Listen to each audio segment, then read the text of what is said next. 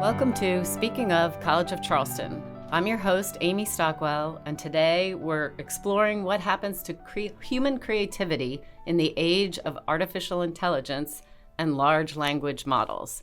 From writing and design to animation and programming, AI tools like ChatGPT and image generators are transforming the creative process. But are they enhancing human creativity or replacing it? Joining me to answer that question, among others, is Anurag Tiwari, a computer science instructor at the College of Charleston's Computing in the Arts program, whose background is in computer vision, AI, and digital animation. Together, we'll unpack how the rise of AI and LLMs is challenging traditional ideas of mastery, sparking debate across industry, and pushing us to rethink what it means to be truly creative in a world where machines can generate art, code, and even emotion. So thank you for coming into the studio today at the end of a long day of teaching. Happy to be here. We appreciate you being here. Your work bridges technology and creativity. Can you tell us a bit about your journey into computer science and how you became involved in the Computing in the Arts program here at the college? Right. My computer science journey began on a very far side of the far technical side of development, where I started off with computer vision and developing video analytics for surveillance purposes, like counting people in a video or checking for traffic violations, things like that. And that eventually brought me into overlaying data on top of videos, so which is augmented reality, right? Your AR, VR stuff, which translated into game development, because AR, VR mostly is seen in the world in forms of interactive games that people play on their phones. At that time, I was working towards my master's at University of Southern California in California. And that kind of pushed me towards exploring the creative side of computing more and more. With jobs and internships taking up all of my schedule, I eventually burnt out, as most people do. And at that point, I was looking for a change in schedule, if you will. And that brought me to Charleston, where a local company called Moondog Animation Studio wanted to develop interactive games and installations in places like the St. Louis Aquarium, Kennedy Space Center. So I jumped as quickly as I could on that wagon. And since 2018, I've been here in Charleston. But then the next problem, the pandemic, happened, right? So the dreaded pandemic. Yes. And at that time, the then head of the company, and I think he's still the head of the company, Ben Davis, got in touch with me to find out if I could teach courses at the computer science department teaching Java and Python. That is my full journey in like a few sentences. That's how I got to being an instructor at the computer science department. And then eventually I discovered the CETA program, which is precisely what I was looking for in being a developer, where I could combine people say it's combining my artistic skills, which I believe I have none of. Mm-hmm.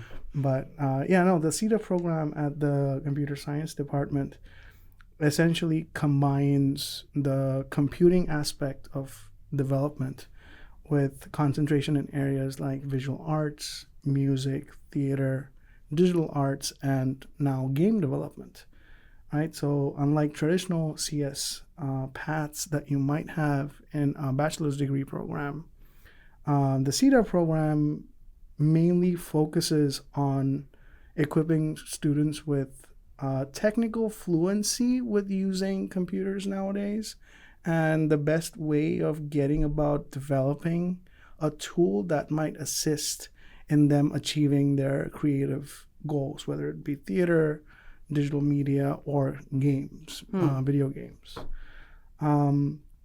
So yeah, that's like the culmination of the best parts of what it means to be human, rigorous technical work, and then combine that to achieve kind of like a creative goal or ambition you might have that you Right. want to see through. The CETA program basically enables students to have the technical know-how to achieve those creative, artistic goals.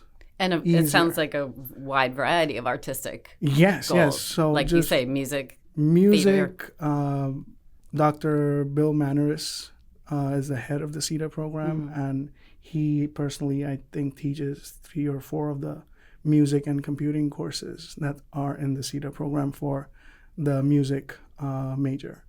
So yeah, no, music, digital media, theater, game development, if you're someone like me, any creative outlet that students kind of are looking for. Which must make for an interesting group of students because Oh, yes. they're not all coming from the same technical background. Yeah. No. Yeah. So it is a challenge as an instructor, which is why I think you have such amazing and such knowledgeable professors like Dr. Manaris, teaching some of the most important courses that the students will do throughout their college life, I believe, because you're not just like doing memorization and regurgitating it onto an exam paper. You're working on actual projects from possibly clients that are local to Charleston. That's a great segue because I wanted you to talk about some specific projects just to give people a better idea to be able to visualize.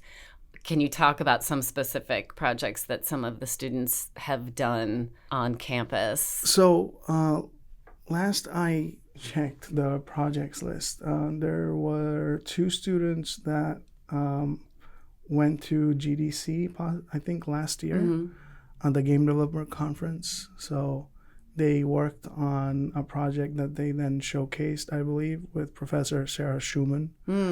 We've had her on a previous episode, so I can direct people that early on in our podcast journey, she came on. Right. She has been instrumental in teaching or helping students achieve animation and game related artistic goals along with teaching them the technical fluency required for getting to those goals. So you have game projects that have been worked on for GDC. Not too knowledgeable on the music side of things, but some of the theater related projects with video recording, audio recording, and just theater presentation in terms of interactive digital media was presented in, I think it's called the Beeple Studio. Oh, right. The local guy. Yeah. He's a big artist that I don't know whether it opened recently, but he has a big studio in North Charleston. I think one of the projects was featured there as part of his cryptocurrency and crypto art, if you will. Cool. So there are projects going on all the time at the computer science department.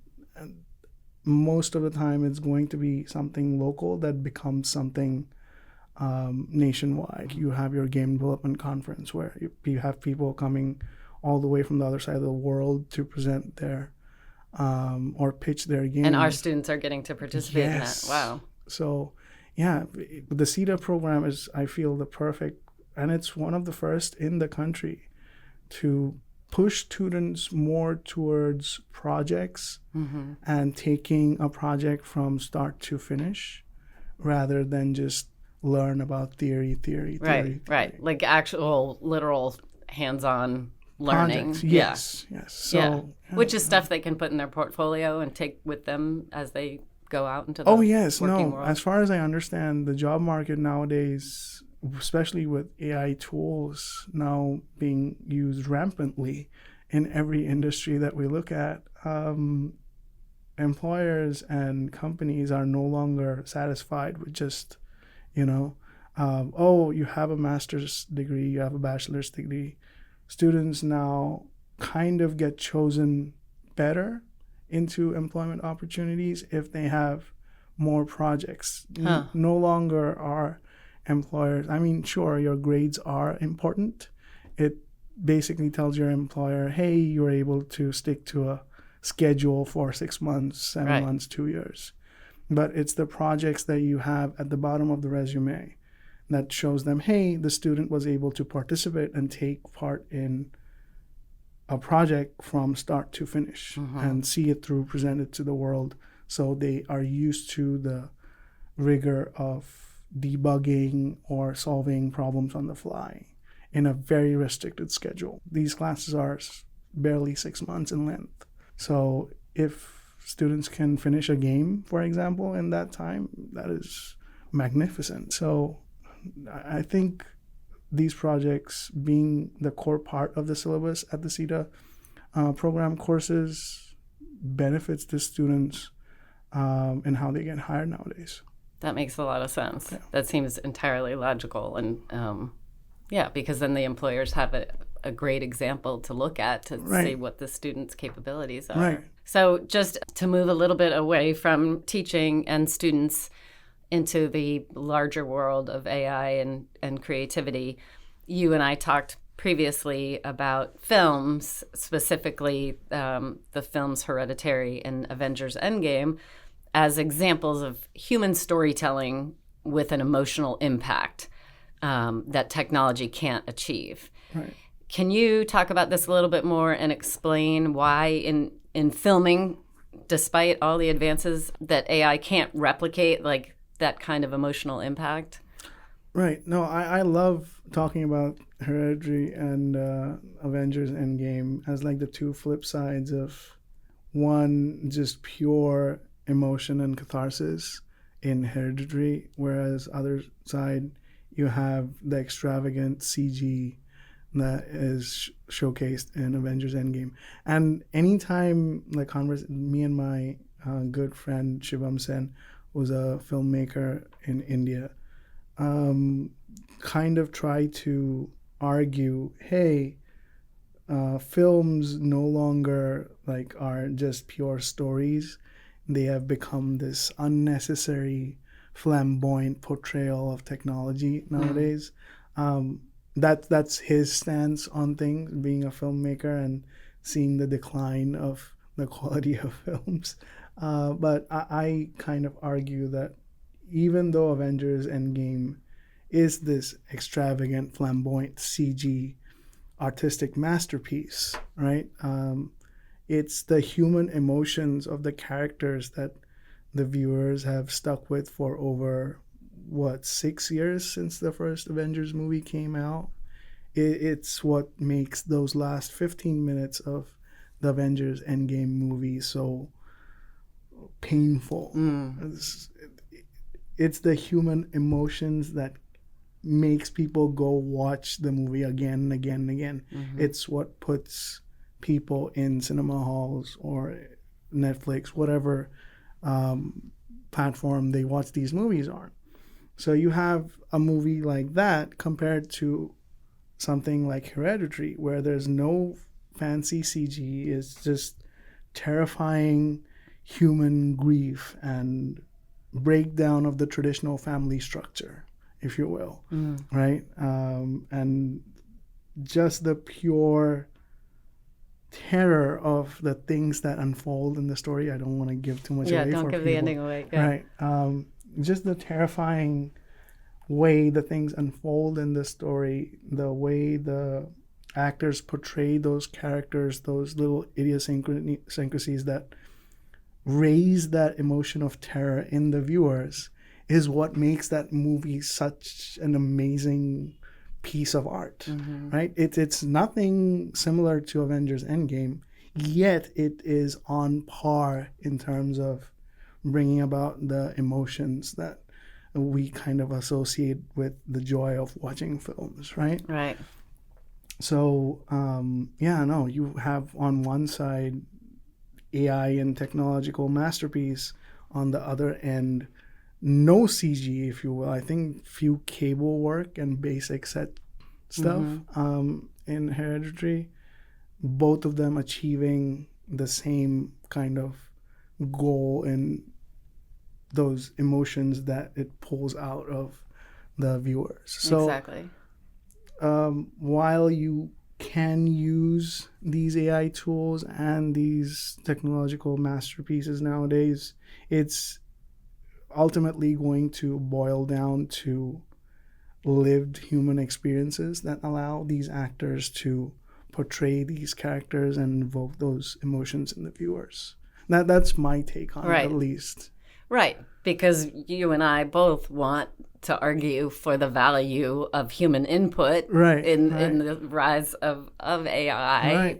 People who are creative, we still want to feel like we have something to offer. So absolutely. I agree with your argument 100%.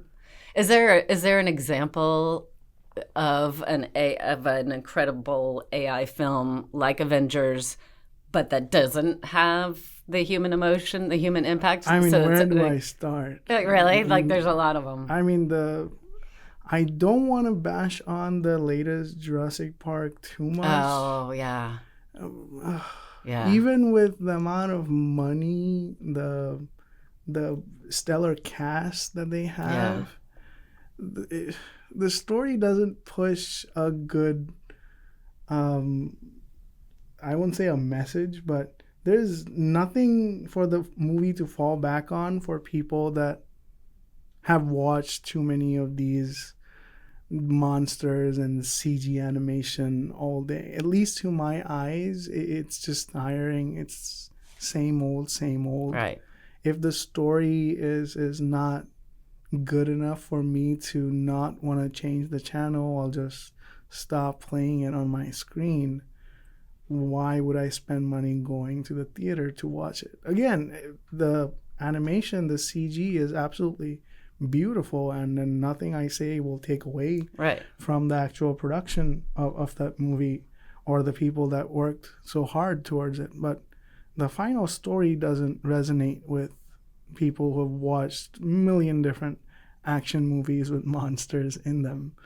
Right? And for right now, AI can't do the storytelling part of it, right? I mean, that's what I want to still believe, is that not yet. I mean, I can go on this topic for a while, but if I try to synthesize it into a few words, at least how me and my friend like to talk about it, is you can't teach these tools two very important things that make humans humans. One is pain, struggle, pain, whatever that we wish to call it, and the other being ambition. Right? Many great Greek, Roman philosophers have this usual cycle that you have a period of peace, you have a period of exploration, you have a period of innovation, then you have jealousy, then you have war, and then the cycle again repeats to peace. And we are right now in the peaceful / innovation period of our time, and AI has now come to help us. We have to rise and move past using AI just for our daily work and improve our own understanding of the world, if you will, to not keep falling back into the cycle. Oh, okay, everyone has AI now, and let's just start making better and better AI doing the same exact thing. Then we stick the cycle, then it becomes about jealousy, we go back into war, and then usually if the war cannot turn into peace, usually leads to extinction of a civilization. Destruction, you have the Roman civilization, Egyptian civilization, all of these falling, right? So I digress. With AI, our goal shouldn't be to just offload work onto these tools, but rise above it, if you will. Yes, definitely use the AI tools that you have available, but they will never be able to replicate your own creative input that is purely human, because the simplest reason you cannot teach AI human lived experiences. Right. It becomes incredibly difficult, if not impossible, for a tool to extrapolate on these issues. And we've seen ChatGPT and Claude and Gemini kind of turn to sarcasm and try to be funny if you try to give it a very cathartic or very tragic incident and ask it to make a decision on it. There are experiments that researchers suggest, like the Mary's Room experiment or the Chinese room experiment, where they argue what does it truly mean to understand something. Right now, these LLMs can... Tell me about that experiment. Let's talk about the Chinese room experiment. The idea is you place someone inside a room, and they have a dictionary of every Mandarin character on like a book in front of them, and the English translation. And for Mandarin being the complex language it is, you have a combination of the letters that form words and phrases. Mm-hmm. So this person has access to a massive, massive dictionary that's indexed. The experiment is a native Mandarin speaker and a native Mandarin writer will write a Mandarin message on a piece of paper, drop it into the room, and the person then waits for an answer from the room. The person or the technician inside the room is not a native Mandarin speaker, does not understand Mandarin whatsoever, but he can go through the dictionary and interpret what it means in English and then write the answer back in Mandarin by converting the answer from English to Mandarin. Mm-hmm. And this experiment has been done all over the world for decades now, and every time the technician inside the room is able to fool, at least 92% of the time, last I checked, the technician inside the room is able to fool the person outside into thinking that the technician understands or is a native Mandarin speaker. So you have this argument that even though he's able to pass the Turing test, which is usually the test given to machines to find out whether they can fool a human into thinking they're human, are they really understanding the data that's been given to them? These large language models, they have access to the history of human life. They have access to history of English, every other language. But do they really understand it, or are they just doing a formulaic processing like the technician in the Chinese room experiment is doing? Right. So that's the experiment. It's an argument of, do you really understand what's happening versus do you comprehend what's happening? Understanding is a very human-centric phrase, if you will. Don't know how other to put it, but it boils down to things being amorphosine, that's very nature-oriented, or imorphosine, that's very human-oriented. All these things, emotion, understanding of a topic, are very imorphosine things. You can't really offload these things onto software or hardware or AI, whatever we have nowadays. Regardless of how powerful they get, you can't achieve proper consciousness. Thank God, I say. Thank God. Yeah, that's fascinating, and it's also really encouraging for me, which it kind of takes us to what we wanted to talk about also is I like that way of thinking. What you're essentially saying as someone who is teaching the next generation of students is that instead of dumbing us down, that AI is essentially raising the bar, right? But it's up to us to rise to that. Yes. Yeah. So how do you advise or mentor your students, their journey through the college and going into the working world? I have a blueprint, and I've been trying to figure this out since the first semester that I joined College of Charleston, and a few of the students asked me the same question. I have a blueprint for what I have been doing and trying to figure out this space. My first suggestion is build your own thing. Don't just rely on the coursework that you're doing in college. Yes, it can be challenging to take time out of coursework to do your own thing. But we all know, as students in a bachelor's degree program, we have time. We just don't manage it well. Right? So my first suggestion would be build your own thing, build independent projects. Don't even need to finish a project. Just conceptualize a project that you're passionate about and reach out to like instructors or seniors to see how well you can realize those concepts using the courses that you might be taking. So build your own thing as you plan your path through something like the CETA program degrees, right? Because they have a lot of electives based on what you want to do or where you want to see your career path be at the end of the degree program. Work towards that from day one. So if you want to make a game, conceptualize it, talk to your professors, see what courses you should take. You want to maybe make an animated short for YouTube. Again, put it down, go talk to your advisor, see what courses they recommend, see what you need to learn, what tools you need to know, and then just go and try to achieve it. Even just having that as part of your resume tells your employers that, hey, this person, again, as I mentioned, is able to plan and see something from start to finish. Maybe the project itself isn't finished yet, but you have conceptualized and made a framework that you know will probably work.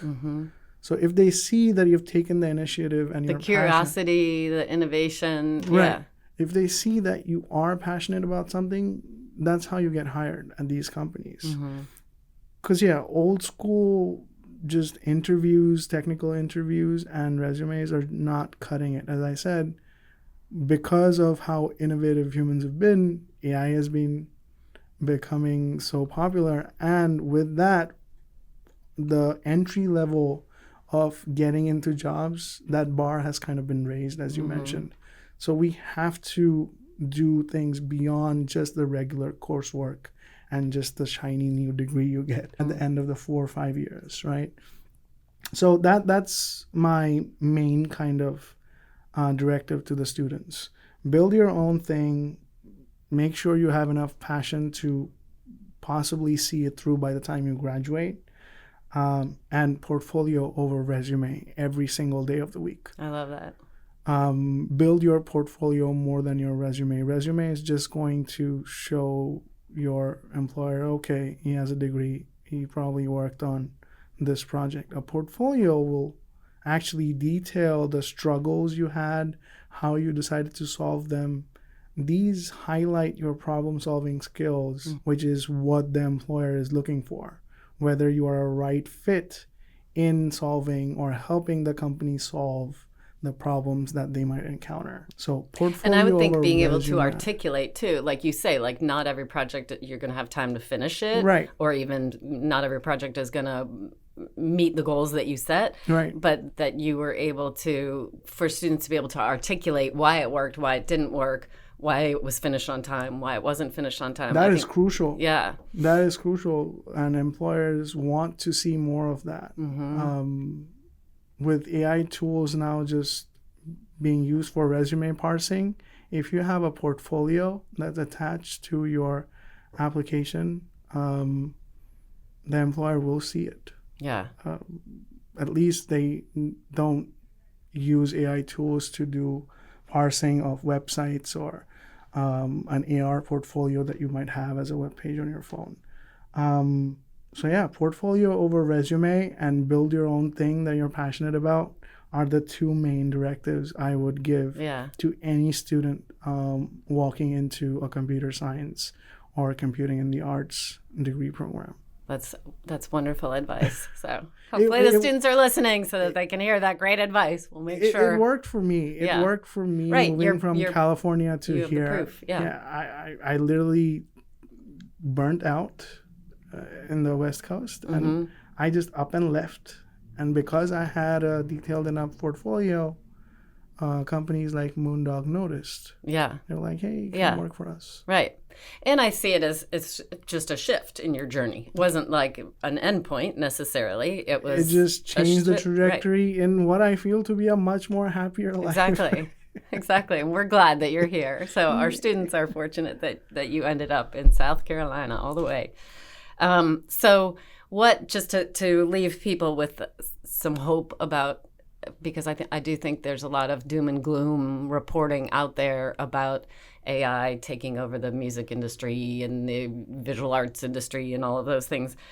Let's end on something hopeful. What gives you hope about the future of human creativity as AI continues to evolve? This is a difficult one. Yeah. One, because I don't have notes for this. Yeah. Two is we're always it's very human to be afraid of things we don't really understand. And let me be honest, even the smartest AI researchers don't really understand what's going on internally in these AI models. That being said, we've always been afraid of things we don't understand. Whether it's the invention of the printing press that scared traditional artists that hand wrote dictionaries and journals for kings, whether it's the invention of the printer that took away from the traditional printing press. Internet took away from your traditional printers to now things being digital. It is very human to be afraid, but again, the reason why I feel we haven't hit that, at least I don't believe we will hit the point where we'll have actual true simulated human consciousness in AI models, is again because you cannot replicate human lived experiences. And what gives me hope in the kind of market we see nowadays for new fresh graduates going into the world with these AI tools being available is that there's still value for genuine human creativity and innovation. And we see this everywhere, whether it's like these small boutique furniture stores. We've had furnitures for eons now, what seems like, but there's still, and these are IKEA furnitures that are all factory made and whatnot. There's still place for those small little handcrafted chairs that people like. There's still meaning and value to handwritten letters that people write each other to friends, even though we have Facebook, Instagram, whatnot, email. So my money is still on human lived experiences and what it truly defines us as humans, in that regardless of how automated the world becomes, there'll still be place and value. So you can most likely earn money and probably earn money doing things that are innately human centric. That is creativity, making a bowl that looks like a dinosaur head. No AI model is going to come up with something like that.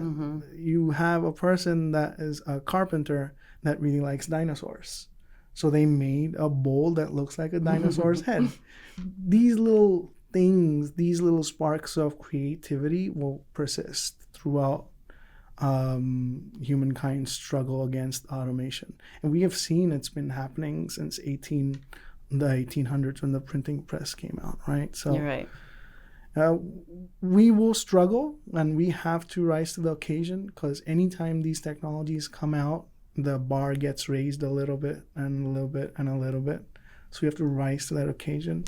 But still, human lived experiences and what it truly means to be human cannot be replicated by these machines, and there'll always be value in those little nuances that make us human.